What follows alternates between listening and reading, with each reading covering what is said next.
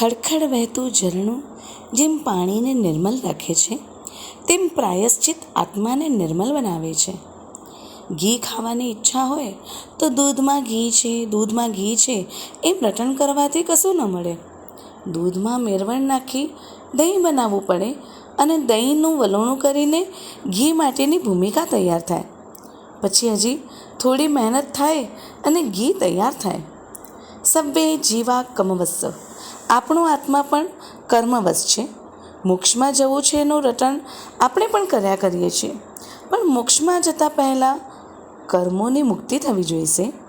એની માટે અત્યાર સુધી જે દોષો અતિચારો લાગ્યા છે તે બધાનું હાર્દિક ભાવે મિચ્છામી દુક્કડમ કરવું પડશે.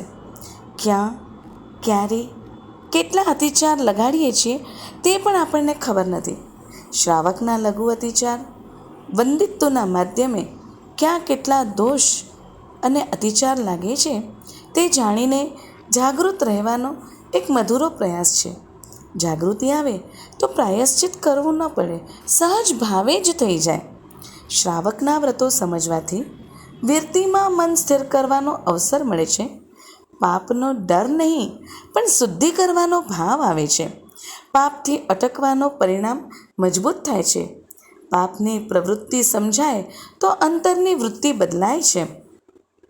પતંગિયાને દીવાનો પ્રકાશ મળે પછી તે અંધારામાં પાછું આવતું નથી. પ્રાણ જાય તો ચાલે, પ્રાણના ભોગે એ પ્રકાશને પામવાનો પ્રયત્ન કરે છે, એ પ્રકાશને સમર્પિત થવાનો પ્રયત્ન કરે છે. પતંગીઓ જેમ પ્રકાશમાં પોતાને સમર્પિત કરે છે તેમ આપણે પ્રાયશ્ચિતની વૃત્તિથી પરિણત બની અરિહંત પ્રભુના દર્શાવેલા માર્ગ પર ચાલવા સક્ષમ બનીએ.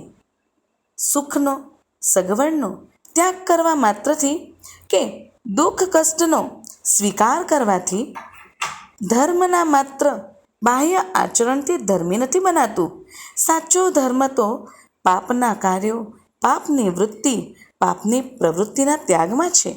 પશ્ચાતાપના ઝરણામાં શુદ્ધ થઈ આપણી વૃત્તિનું, આપણી પ્રવૃત્તિનું પરિમાર્જન કરીએ, આપણી પરિણતિને પ્રકૃષ્ટ બનાવીએ, એ જ મંગલ મનોકામના.